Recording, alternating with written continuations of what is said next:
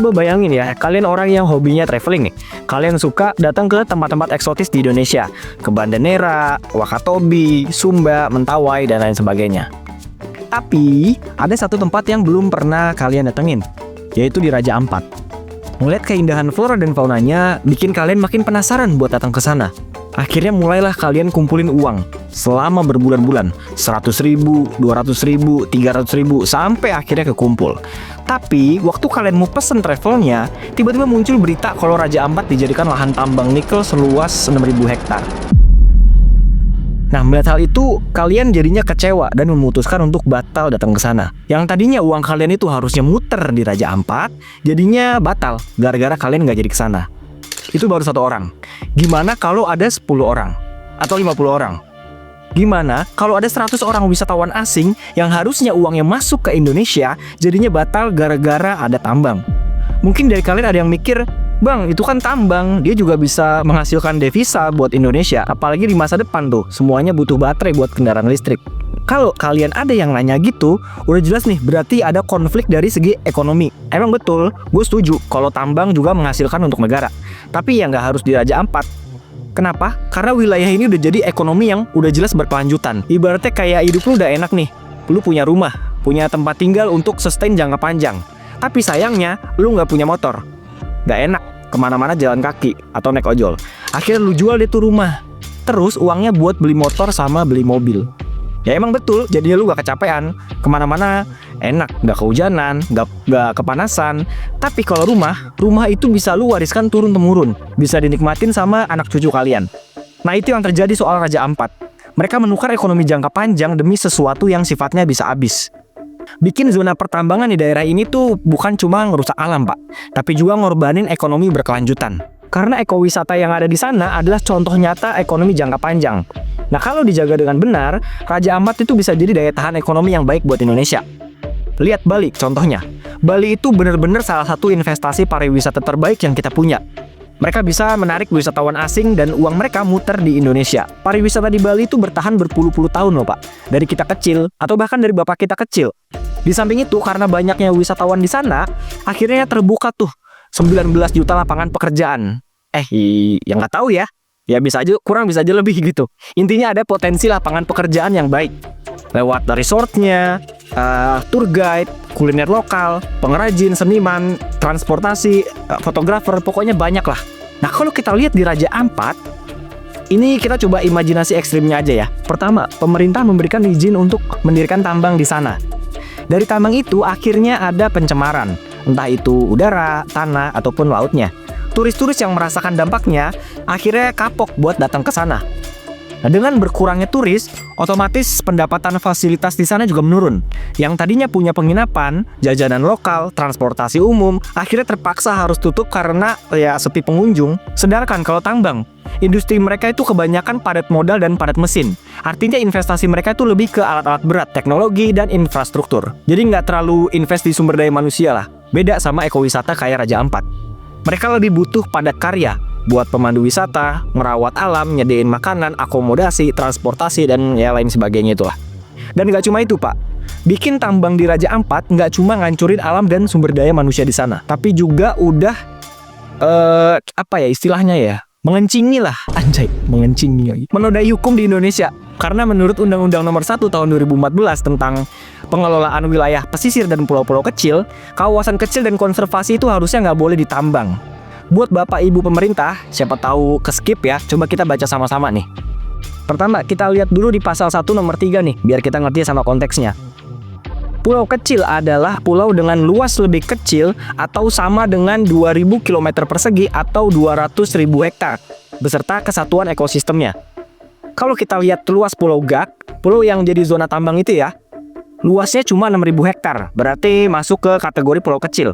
Menurut keputusan Menteri Kelautan dan Perikanan, Raja Ampat itu masuk ke wilayah yang konservatif atau wilayah konservatif. Jadi udah jelas ya, Raja Ampat itu wilayah konservatif dan Pulau Gak termasuk pulau kecil. Next kita lanjut ke pasal-pasalnya.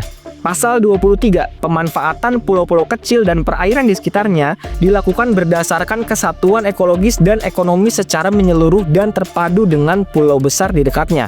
Yang artinya pemanfaatan pulau-pulau kecil dan perairan di sekitarnya harus memperhatikan daya dukung dan kelestarian lingkungan hidup dan juga masyarakat setempat. Selain itu, di sini juga ada pasal 23 ayat 2 yang berbunyi, pemanfaatan pulau-pulau kecil dan perairan di sekitarnya diprioritaskan sebagai berikut: konservasi, pendidikan dan pelatihan, penelitian dan pengembangan, budidaya laut, pariwisata, usaha atau industri perikanan, pertanian organik, peternakan, dan atau pertahanan dan keamanan negara. Ya, udah jelas-jelas nggak ada pertambangan gitu ya di sini ya. Jadi, mendirikan zona tambang di daerah ini harusnya ada hukum pidana yang berlaku.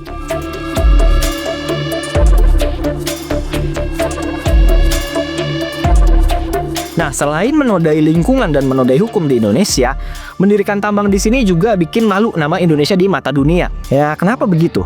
Karena dengan adanya tambang ini, berarti terbukti kalau Indonesia gagal dalam melindungi kawasan konservasi. Media-media di luar negeri tuh banyak banget, Pak, yang muji-muji Raja Ampat sebagai Coral Triangle.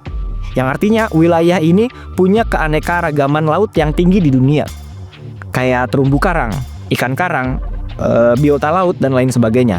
Dan bahkan Raja Ampat ini punya salah satu terumbu karang alami terakhir di bumi dengan 75% macam karang dan 1.653 spesies ikan di kawasan laut seluas 17.000 mil kuadrat. Kalau kawasan ini tercemar, ujung-ujungnya negara jadi kehilangan nilai jual yang paling elegan, yaitu keindahan alam. Sekarang gue tanya ya, mana ada bule yang mau snorkeling kalau airnya coklat gitu ya? Atau ikan lewat tapi kejang-kejang gitu? Nggak ada juga yang mau. Jangankan bule, kita aja mikir-mikir buat kesana. Terus ada pemerintah yang bilang nggak bakalan kena ke lokasi konservatif karena jaraknya 30 km atau something lah. Pak, lu ngerti laut nggak, Pak? Laut, Pak, laut. Air. Ini bukan empang yang kepisah-pisah gitu. Kalau empang, iya bener, kotor satu empang, yang lain nggak kena gitu. Ini kan laut ya, yang dikeruk pulau kecil, terus sedimennya tumpah. Larilah ke laut. Nah, dari laut nanti ke bawah arus nih. Ya lumpur lah, debu lah, logam lah, akhirnya bergerak nutup terumbu karang. Karena ketutup, akhirnya alga karang nggak bisa fotosintesis. Karang juga jadinya pada mati gitu. Biota kecil juga mati dan plankton juga mati. Tapi kontroversinya nggak cuma sampai di situ, Pak. Nah, selain pencemaran, ternyata PT Gap Nikel juga mengabaikan hak ulayat masyarakat yang ada di sana. Ini buat kalian yang belum tahu ya, hak ulayat itu kayak wilayah atau area yang dimiliki oleh komunitas adat secara turun-temurun. Nah, wilayah ini tuh bisa berupa hutan, tanah, laut, dan sumber daya alam yang ada di dalam sana. Dan ini sah diakui oleh negara. Ini misal nih, ada satu gunung atau pantai yang dirawat oleh suatu suku atau komunitas adat sejak lama, wilayah itu punya perlindungan kuat secara hukum, walaupun nggak punya istilahnya tuh SHM gitu. Sama kayak suku KW yang tinggal di daerah Gak yang sekarang jadi zona tambang. Nah, walaupun masyarakat suku KW punya hak ulayat, sampai saat ini mereka ngerasa masih belum mendapatkan hak-hak mereka, mulai dari hak pelepasan adat lokasi tambang. Dan juga mereka ngerasa ditipu sama perusahaan tambang PT Gap Nikel. Karena sejak awal beroperasi tahun 2018, mereka belum ada diskusi apapun soal ini. Belum lagi, mereka juga ngeluh soal pencemaran air. Katanya, sejak beroperasi itu, air di wilayah mereka sering keruh dan berlumpur, yang akhirnya ngerusak kawasan terumbu karang di sekitar Pulau Gap. Udah mah tempat mereka diambil, lingkungan mereka juga dicemar, dan juga masyarakat mereka nggak dipekerjakan di sana. Menurut Koordinator Dewan Adat Papua, Pak Paul Vincent Mayor, hingga tahun 2022, cuma sekitar 1% orang asli Papua yang bisa bekerja di PT Gap Nikel.